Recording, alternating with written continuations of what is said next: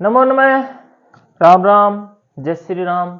स्वागत है आप सभी का अपने संस्कृत के YouTube चैनल पे। आज हम संस्कृत व्याकरण नहीं कह सकते क्योंकि आज हम टॉपिक लेके आए हैं आपके लिए एक अलग। ठीक है, कई सारे बच्चों की डिमांड थी, कई सारे मैसेज आते थे कि सर आप जो है ना छंदों पे क्लास बनाइए। तो आज की क्लास हम पढ़ने वाले हैं छंदों पे, ऑन योर डिमांड, आपकी डिमांड के अनुसार।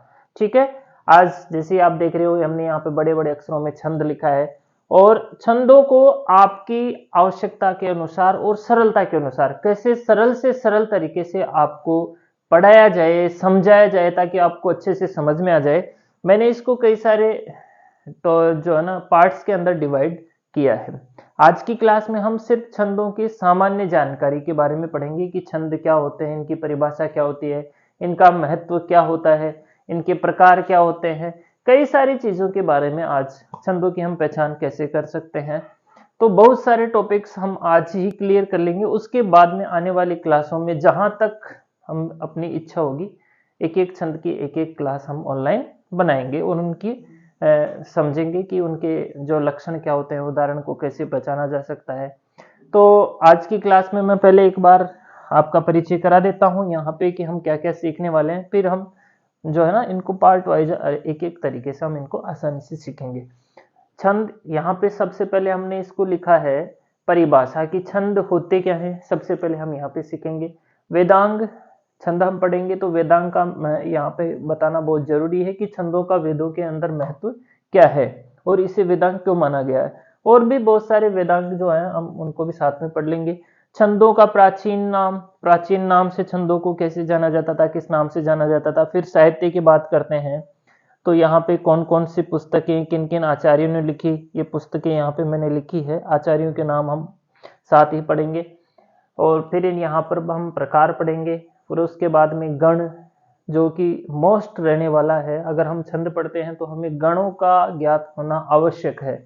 और चीज हमें ज्ञात नहीं हो फिर भी चलेगा, लेकिन अगर हम छंद पढ़ रहे हैं तो हमें गणों का ज्ञात रहना बहुत ही आवश्यक है। इसके अंदर हम सामान्य जानकारी पढ़ेंगे कि गणों की पहचान हम कैसे कर सकते हैं। यहाँ पे हम गण पढ़ेंगे कि गण कौन कौन से होते हैं।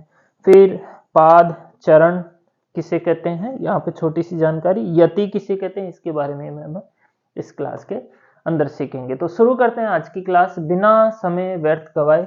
उससे पहले अगर आप भी ये क्लास देख रहे हैं, ले रहे हैं और आपको समझ में अच्छा आ रहा है, संस्कृत शिक्षा को आप चाहते हैं कि आगे से आगे बढ़े, तो please subscribe, share and like. ठीक है, शुरू करते हैं छंदों की क्लास। आज सबसे पहले छंदों की परिभाषा। ठीक है, कि भाई छंद होते क्या है। सबसे पहले तो हमें ये जानना जरूरी है कि छंद होते क्या है, क्या चीज है, क्या बीमारी है। पहले तो ये बताओ भाई छंद क्या चीज है। ठीक है, इसके लिए एक छोटी सी संस्कृत में लाइन लिखी गई है कि यद अक्षर परिमाणम तत्छंद। ठीक है, बहुत ही अच्छी सी प्यारी सी। अगर कोई आपसे पूछ ले कि राह चलते कि या फिर कहीं बैठे हैं क्लास में कि छंद बताइए कि छंद क्या होते हैं, तो हम सिर्फ इतनी सी लाइन बोल सकते हैं यहाँ पे कि यद अक्षर परिमाणम तत्छंद। ठीक है, ये तो साहब हमने संस्कृत में बोल दिया कि यद अक्षर परिमाणम तत्छंद। हिंदी में बताइए आप, हिंदी में क्या होता है। ठीक है, अक्षरों की गणना, परिमाण का मतलब होता है गणना, अक्षरों की गणना ही छंद कहलाता है। ठीक है, कोई सा भी श्लोक काव्य होता है उसको जितने अक्षर होते हैं उनको अक्षरों की गणना के अनुसार गणना करना ही, अक्षरों की पहचान करना ही छंद कहलाता है। ठीक है, तो यहाँ पे अक्षर परिमाणम तत्छंद है। परिमाण का मतलब होता है गणना, काउंटिंग जिसे हम कहते हैं इंग्लिश में। गणन का करना मतलब गिनती करना, अक्षरों की गिनती करना ही छंद कहलाता है। तो यहाँ पे अक्षरों की गणना ही छंद है। अक्षरों की गणना करना ही छंद कहलाता है। कोई भी श्लोक होता है या कोई भी काव्य होता है उसके अंदर जैसे हम गणना करते हैं तो वो ही छंद कहलाता है। अक्षरों को गिनना ही छंद कहलाता है। हम गिन करके बता सकते हैं, उसके अंदर कौन कौन से गण हैं उसकी मात्राओं को पहचान करके हम बता सकते हैं। ठीक है, उसमें हर्स्व है, दीर्घ है, लघु है, जो भी है। तो गणना करना ही अक्षरों की जो है ना छंद कहलाता है। ठीक है, तो ये हमारी परिभाषा हो गई, है ना। ये परीक्षा में आ भी सकता है, यद अक्षर परिमाणम तत्किम, है ना, या छंद किसे कहते हैं। इस प्रकार से अपने प्रश्न यहाँ पे बनता है। फिर हम चलते हैं वेदों का यहाँ पे महत्व। ये तो आपने बता दिया भाई छंद क्या होते हैं, कि अक्षर गणना ही छंद कहलाता है। आगे चलते हैं हम, भाई ये छंद इतने महत्वपूर्ण क्यों हैं, इनको पढ़ना आवश्यक क्यों है। इसके लिए वेदांग, यहाँ पे वेद अंग, वेदांग को अगर हम यहाँ पे सीखे तो इसका जब हम संधि विच्छेद करते हैं तो ये दो शब्दों से बना है, वेद अंग। ठीक है, वेद हम सभी जानते हैं, वेद कितने होते हैं, 4 होते हैं, ऋग्वेद, यजुर्वेद, सामवेद और अथर्ववेद। ठीक है, और वेद को शास्त्रों के अंदर एक पुरुष मान लिया गया, और जिस प्रकार से पुरुष के जो अंग होते हैं, जैसे कि हाथ है, आंख है, नाक है, मुंह है, कान है, तो इसी हिसाब से वेदों को एक पुरुष मान करके उसके भी अंग निर्धारण किए गए। भाई वेदों के अंग क्या होने चाहिए अगर वेद पुरुष है तो। ठीक है, यहाँ पे वेदों को भी पुरुष मान लिया गया, जैसे कि हम पुरुष हैं तो उसी हिसाब से इनको भी पुरुष माना गया और इनके अंग निर्धारण किए गए। जब इसके अंग निर्धारण किए गए तो कितने अंग निर्धारण किए गए, यहाँ पे 6 अंग, 6 अंग निर्धारण किए गए वेदों के।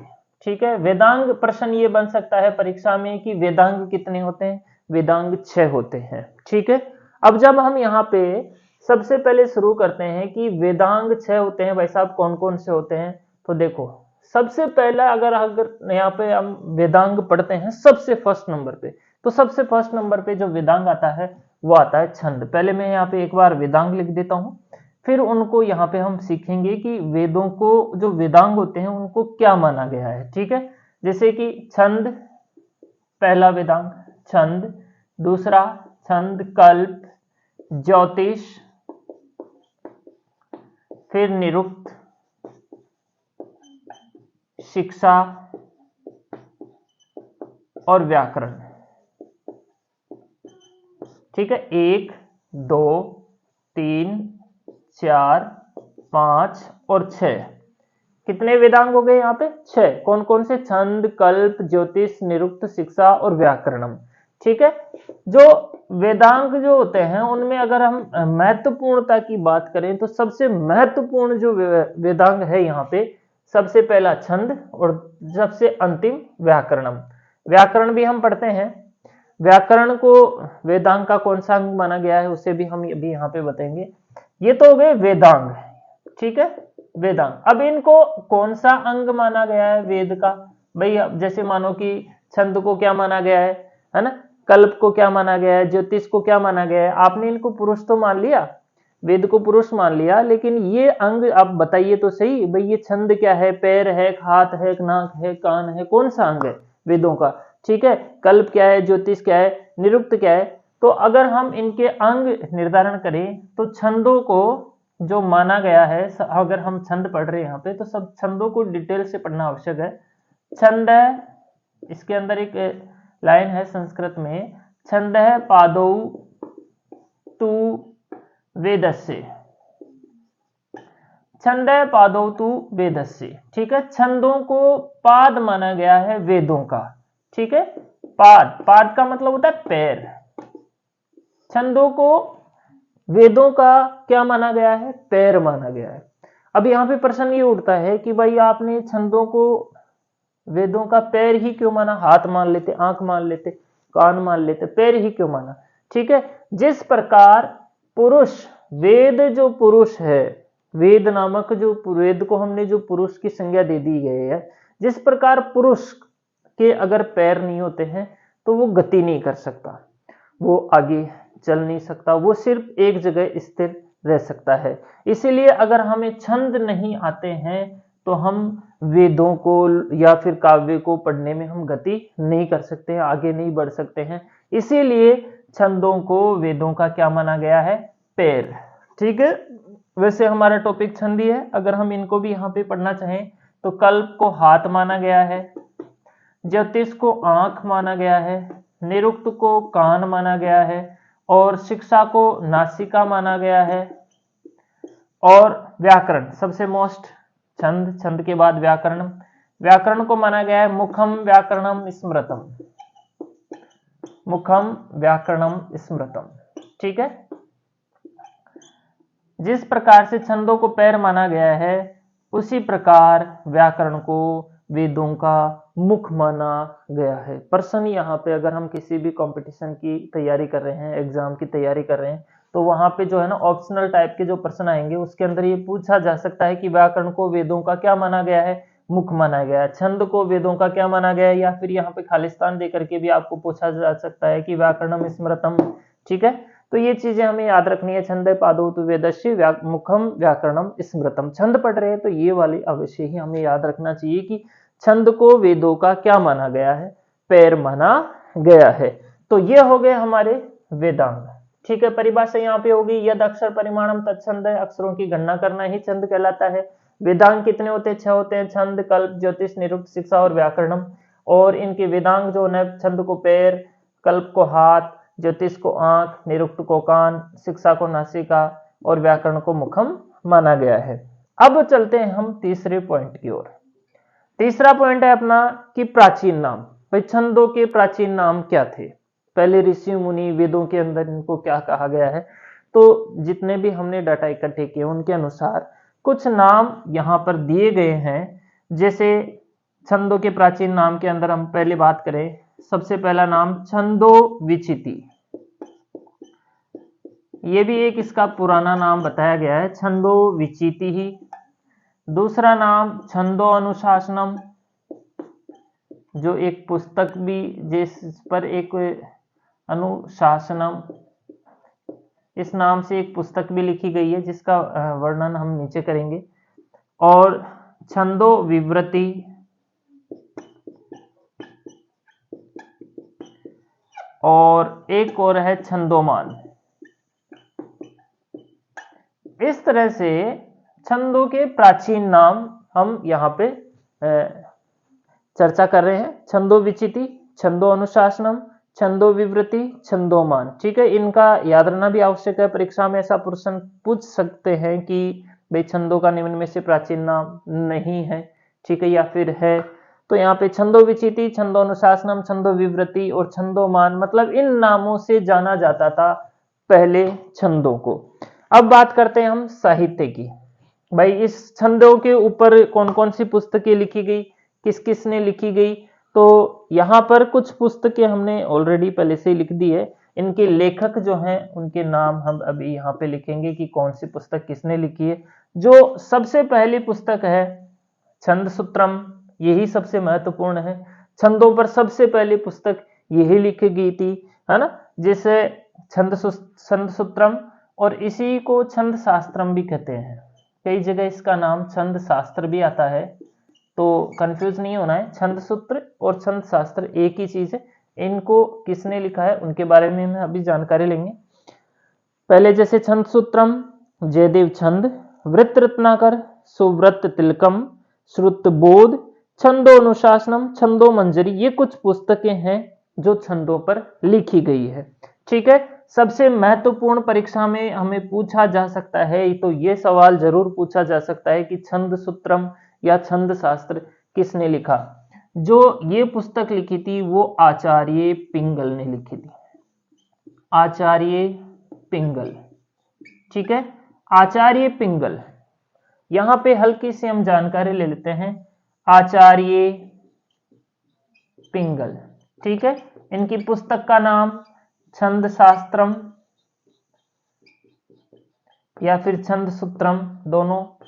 ठीक है, इनको छंदों का आदि आचार्य भी कहा जाता है। छंदों का आदि आचार्य, आदि आचार्य मतलब छंदों की शुरुआत करने वाले जो कवि हैं वो भी इन्हें ही माना जाता है।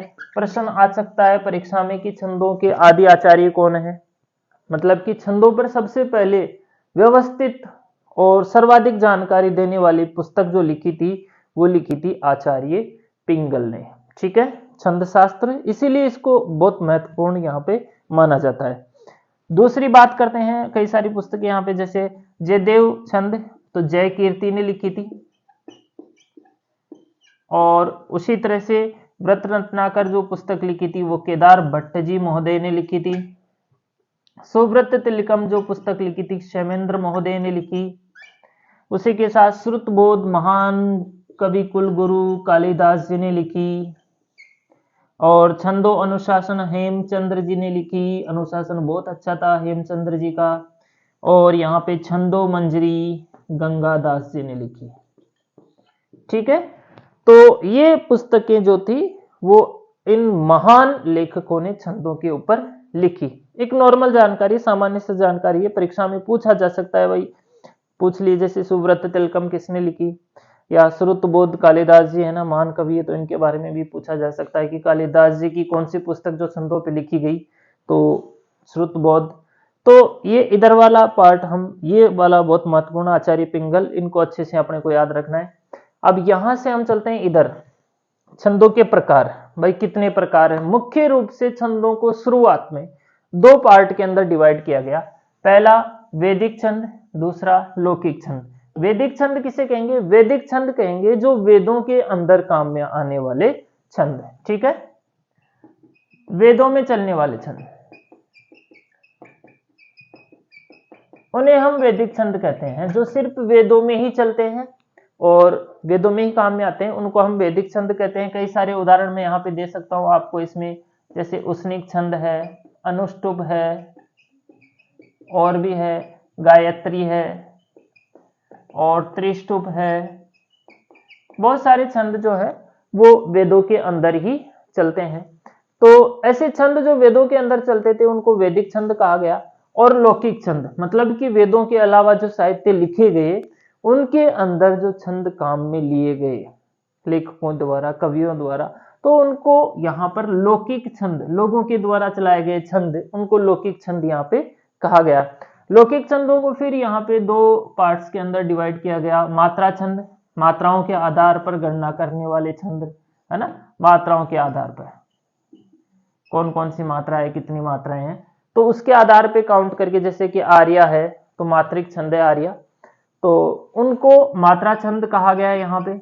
और उसके अलावा जैसे वर्णों को गिन करके कितने अक्षर है, वर्ण गणना के आधार पर, यहाँ पे वर्ण गणना के आधार पर जो छंद माने जाते हैं उनको वर्ण छंद यहाँ पे कहा गया है। ठीक है, तो ये प्रकार थे छंदों के प्रकार, वैदिक छंद, लौकिक छंद, है ना, वेदों के अंदर चलने वाले छंद वैदिक छंद, और उसके बाद में जो चले वो लौकिक छंद है। अब सबसे मोस्ट अपने पार्ट यहाँ पे रहने वाला है गण। छंदों की हम पहचान करते हैं या किस प्रकार हम छंदों को पहचान सकते हैं, उसके लिए सबसे ज्यादा मोस्ट इंपॉर्टेंट जिसे कह सकते हैं वो है गण। अगर हमें गण नहीं आता है तो हम छंदों की पहचान यहाँ पे नहीं कर सकते। ठीक है, सबसे पहले गण होते कितने हैं? गण 8 होते हैं जी। कितने होते हैं? 8। ठीक है, इसके लिए गणों की गणना के लिए एक लाइन बनाई गई है जिसके अंदर य, मा, ता, राज, भान, स लगा। अगर आपको भी गण याद रहने में दिक्कत है या गणों की पहचान करने में, भाई कौन सा गण क्या कितनी मात्राएं होती है उसके अंदर, इसमें दिक्कत आती है, तो हमें ये लाइन हमेशा याद रखनी चाहिए। बहुत ही अच्छी लाइन है और काफी समय से ये प्रचलित है और कई सारे विद्वान इसी लाइन के सहारे गणों की गणना करते हैं। ठीक है, यह माता राजबान सलगा। ठीक है, एक दो बार आप उच्चारण करेंगे तो आपको भी याद हो जाएगी, यह माता राजबान सलगा, यह माता राजबान सलगा। अब इसके आधार पे हम कैसे गणना कर सकते हैं, कैसे पहचान कर सकते हैं, हमें कैसे याद रखेंगे कि गण कितने होते हैं? गण 8 होते हैं। कौन कौन से होते हैं? सबसे पहले एक, पहला अक्षर उठाना हमें यहाँ पे, और इनका 3-3 का जोड़ा बनाना है। ठीक है, पहले अक्षर को उठाएंगे, उसके बाद में 2 अक्षर आगे के हमें इसके साथ मिलाने हैं, वो ही गण हो जाएगा। जैसे कि सबसे पहले तो हम इसको लेंगे य गण, पहला अक्षर ले लेंगे य गण।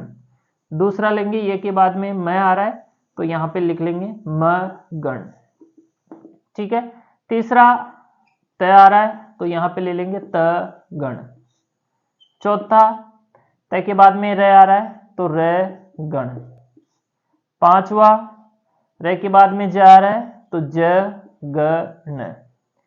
छठा ज के बाद में भ आ रहा है तो यहाँ पे भ ग न। सातवां न आ रहा है तो यहाँ पे न ग और न। और अंतिम है अपना न के बाद में स, तो स ग और न। उसके बाद में अक्सर यहाँ पे बचते हैं न, स तक लिया हमने। अब यहाँ पे बचा जो है वो बचा है ल फॉर लघु और ग फॉर गुरु। लघु और गुरु ये दो अक्षर अंतिम है ना, ल से लघु ग से गुरु। अब यहाँ पे हम अक्षरों में कैसे पहचान करेंगे कि भाई ये गण है, ये मगण है या फिर ये रगण है। ठीक है, इसके लिए हमें क्या करना है, इन अक्षरों का तीन तीन का जोड़ा करना है। यहाँ पे जैसे ये है ना, ये गण का हम पहचान करने के लिए ये के बाद में जो दो अक्षर आ रहे हैं उसका जोड़ा बनाएंगे।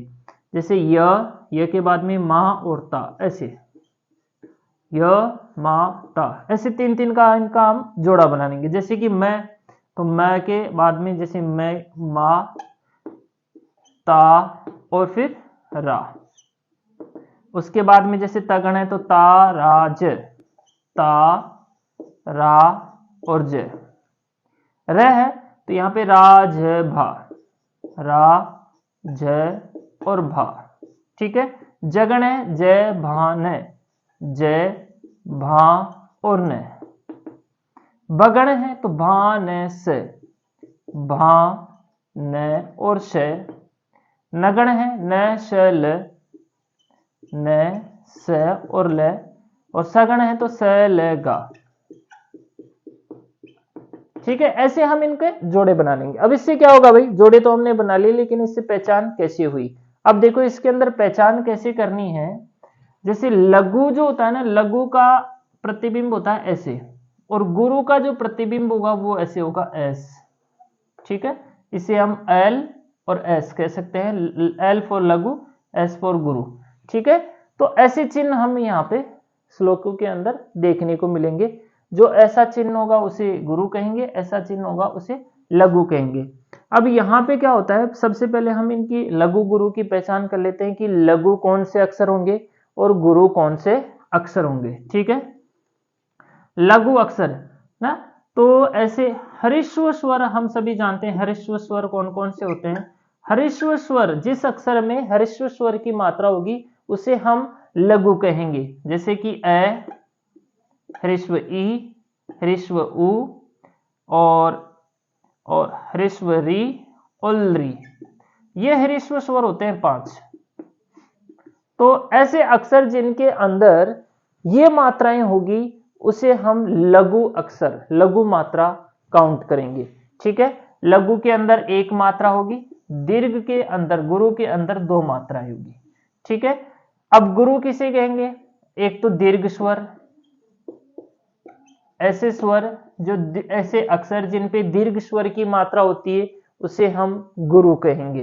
ठीक है, जैसे कि आ, जैसे कि बट, दीर्घ ई, दीर्घ उ, दीर्घ री, ए, आई, ओ और औ। तो ऐसे ऐसे मात्राएं, ऐसे स्वर की मात्राएं जो दीर्घ स्वर है जिस अक्षरों पे होगी उन्हें हम गुरु मानेंगे। उसके अलावा अक्षर वर्ण के बाद अनुस्वार हो, ठीक है, या फिर विसर्ग हो या फिर संयुक्त अक्षर हो। संयुक्त अक्षर का मतलब हलंत व्यंजन हो, उसके जस्ट बाद में आधा अक्षर होता है तो उससे आधे अक्षर से पहले वाले वर्ण को वहां पर दीर्घ माना जाएगा। ठीक है, जैसे कि अगर हम यहाँ पे बात करें संकल्प, मैं एक यहाँ पे नाम लिख रहा हूं संकल्प, इसकी हम पहचान करें कि साहब इसके अंदर कौन कौन सी मात्रा है। तो देखो यहाँ पे स है, स के अंदर अ है, अ के हिसाब से ये हर्स्व मतलब लघु होना चाहिए, लेकिन इस पे अनुस्वार लगा हुआ है, तो अनुस्वार जिस व्यंजन पे लगा होता है वो उसे हम हर्स्व नहीं मानेंगे, उसे हम लघु नहीं मानेंगे, उसे हम दीर्घ मानेंगे। तो यहाँ पे इसके निशान लगाएंगे हम दीर्घ का। अब उसके बाद में देखो क जो है ना वो यहाँ पे ह्रस्व है, छोटा है, लेकिन क के जस्ट बाद में हम देखते हैं तो यहाँ पे व्यंजन आ रहा है, अर्ध व्यंजन आ रहा है ना, संयुक्त अक्षर, इन्हीं को कहते हैं संयुक्त अक्षर। तो इसे भी हम दीर्घ मान लेंगे। और प जो है वो उसके बाद में कुछ नहीं है, यहाँ पे एक ही मात्रा है इसके अंदर, तो इसे हम लघु कहेंगे ऐसे, ठीक है। तो यहाँ पे गुरु, गुरु और लघु, ऐसे इनकी यहाँ पर पहचान होती है। अंतिम अक्षर को, श्लोक के अंतिम अक्षर को हम अपनी इच्छा के अनुसार लघु और गुरु मान सकते हैं। अंतिम शब्द को हम अपनी इच्छा अनुसार गुरु भी मान सकते हैं और लघु भी मान सकते हैं, ठीक है। अब देखो इनकी पहचान कैसे करती है, जैसे कि यगण की पहचान में हम कैसे करेंगे कि य ह्रस्व है तो ये लघु हो गया, माँ दीर्घ है, गुरु है, ताबी लघु है, गुरु है, ठीक है। तो ये इसके अंदर, यगण के अंदर एक लघु और दो गुरु आते हैं, पहला लघु और अंतिम दोनों अक्षर गुरु आते हैं। ऐसे ही मगण की बात करें तो इसके अंदर तीनों ही गुरु हैं, माँ, ता और रा। तो ये इनकी पहचान होगी। जिसके अंदर त्रयोह गुरु आते हैं, तीनों ही गुरु आते हैं, वो मगण होता है। तगण की बात करते हैं तो इसके अंदर शुरू के अंदर के दो गुरु होते हैं, ता, रा और जय, एक लघु होता है। तो जो हमारा जो यहाँ पे संकल्प शब्द था उसके अंदर अगर हम यहाँ पे बात करें कि साहब संकल्प में कौन सा गण है, तो यहाँ पे शुरू के अंदर दो गुरु आ रहे हैं, अंतिम एक लघु आ रहा है, शुरू में दो गुरु आ रहे हैं, अंतिम लघु आ रहा है, इसका मतलब इसके अंदर कौन सा गण है, तगण है। ऐसे इनकी पहचान होती है, ठीक है। आप अपने अपने खुद के नाम को, जिनके अंदर दो अक्षर हैं उनमें तो पहचान नहीं हो पाएगी। आप अपना नाम 3 या 4 अक्षर, 5 अक्षरों में, 6 अक्षरों में है तो आप अपने नाम का जो है ना गण पता कर सकते हैं कि मेरे नाम में कौन सा गण है। रगण की बात करें तो यहाँ पे रा दीर्घ, जय लघु और भा यहाँ पे गुरु रहेगा। जगण की बात करें तो यहाँ पे लघु, गुरु, लघु, लघु, गुरु और फिर लघु। बगण की बात करते हैं तो गुरु, लघु, लघु, गुरु, लघु और लघु। नगण की बात करते हैं तो इसके अंदर तीनों ही जो है वो लघु है, न, स, ल। और सगण की बात करते हैं तो इसके अंदर दोनों शुरू के अंदर लघु और अंतिम गुरु है। तो ये गण है और इनके अंदर ऐसे इनकी हमें पहचान करनी है। जो कोई भी श्लोक आएगा, जैसे कि अगर यहाँ पर हम बात करते हैं, ये यहाँ पर हमने लिखा था कि यद अक्षर परिमाणम, परिभाषा जब हमने लिखी, और यहाँ पर अगर हम इनकी मात्राएं छांट करके देखें, 3 का जोड़ा बना करके कि इसमें कौन से गुण है, कौन सा लघु है, कौन सा गुरु है। देखो ये जो है ना वो लघु है, लेकिन द जिसके बाद जस्ट बाद में आने वाला जो द है वो हलंत है, तो ये को हम क्या करेंगे, गुरु मानेंगे। ए भी लघु है लेकिन इसके बाद में संयुक्त अक्षर आ रहा है क्ष, तो ए को भी हम गुरु मानेंगे। और यहाँ पे क्ष और इसके अंदर जो क्ष के अंदर है उसे हम लघु मान लेंगे, रे को भी हम लघु मान लेंगे, यहाँ पे पै को भी लघु मानेंगे, री ह्रस्व ई की मात्रा है इसको भी लघु मान लेंगे, मा इसको हम दीर्घ मानेंगे, आ की मात्रा है तो गुरु मानेंगे, न के ऊपर अनुस्वार है इसको भी गुरु मानेंगे, तय के बाद में तय हलंत है तो इसको भी गुरु, छ के बाद में न ह्रस्व है वो हलंत है तो इसको भी गुरु, और इसके बाद में विसर्ग है तो इसको भी गुरु मान लेंगे। इस तरह से हमने इसको गुरु लघु मान लिया। अब देखो 3 के जोड़े बनाते हैं यहाँ पे हम, तो गुरु, गुरु और लघु, तो गुरु, गुरु और लघु मतलब यहाँ पे कौन सा गण है, तगण। फिर इसके बाद में ये लघु और ये लघु, इन 3 का जोड़ा बनेगा, तो तीनों ही लघु किस में आते हैं, नगण में, तो ये नगण। फिर यहाँ पे तीनों ही गुरु कौन से में आता है, यहाँ पे मगण में आता है, तो ये मगण। और ये अंतिम जो है ना 2 बचे, तो ये दोनों ही गुरु है, ये भी गुरु और ये भी गुरु। 2 अंत के अंदर अंतम जो 2 अक्षर हैं वो गुरु है, तो इसके हिसाब से हम यहाँ पे 2 गुरु यहाँ पे लिख देंगे। तो ऐसे हमें इनकी यहाँ पर पहचान करनी है। अब इनकी पहचान करने से फायदा क्या है, आपके दिमाग में सवाल चल रहा होगा कि साहब हमने इनकी पहचान कर ली तो इसका फायदा क्या मिलेगा। जब हम आगे छंद पढ़ेंगे तो छंदों का जो लक्षण होगा उसमें लिखा हुआ होगा कि मेरे जो श्लोक होगा उसमें कितने तगण होंगे, कितने रगण होंगे, कितने भगण होंगे, है ना। तो उस हिसाब से हमें इनकी पहचान वहां पे कर लेंगे। इनको एक बार और श्लोकों के साथ, छंदों के साथ और वहां पे पढ़ लेंगे। अब देखो छंदों के बारे में, श्लोकों के बारे में छोटी सी जानकारी ले लेते हैं कि पाद किसे कहते हैं। हम जब छंद पढ़ेंगे तो उसके अंदर उदाहरणों में पाद शब्द आएगा। तो कोई भी, जैसे गेयः पादः चतुर्थो अंश है, कोई भी श्लोक होता है उसका जो चौथा अंश होता है, जब 4 टुकड़े करते हैं हम, उसके जो चौथा पार्ट होता है उसे हम चरण कहते हैं, उसे हम पाद कहते हैं। यति किसे कहेंगे, श्लोक को बोलने में रुकना ही यति कहलाता है। जब श्लोक को बोलते बोलते हम बीच में रुकते हैं, कहाँ रुकना है, कहाँ चलना है, फिर कहाँ रुकना है, कहाँ चलना है, तो उसे यहां पर यति कहा जाता है। तो ये थी आज की अपनी छंदों के ऊपर। मेरे हिसाब से मैंने बहुत ही अच्छी कोशिश की आपको समझाने की। फिर भी आपको अगर इसके अंदर कहीं पर कमी नजर आती है तो ये तो मेरा छोटा सा प्रयास है, आप कमेंट करिए, बेझिझक करिए। जो भी सुधार होगा हम इसे और डेवलप करेंगे और अच्छे से हम इसको आगे की क्लासों में सीखने की कोशिश करेंगे। आगे की क्लासों में हम एक एक छंद को लेंगे, गण एक बार और छंदों के साथ पढ़ेंगे, जिससे आपको अच्छे से समझ में आ जाएगा कि हाँ, ये गणों का जानना बहुत ही जरूरी है। और ये चीजें आप याद रख लें कि हमें कौन से को लघु माना जाना है, कौन से को गुरु माना जाना है। तो ये थी छंदों के ऊपर सामान्य जानकारी की क्लास। आगे की क्लासों में हम एक एक छंद यहाँ पे पढ़ने वाले हैं। थैंक्स, धन्यवाद।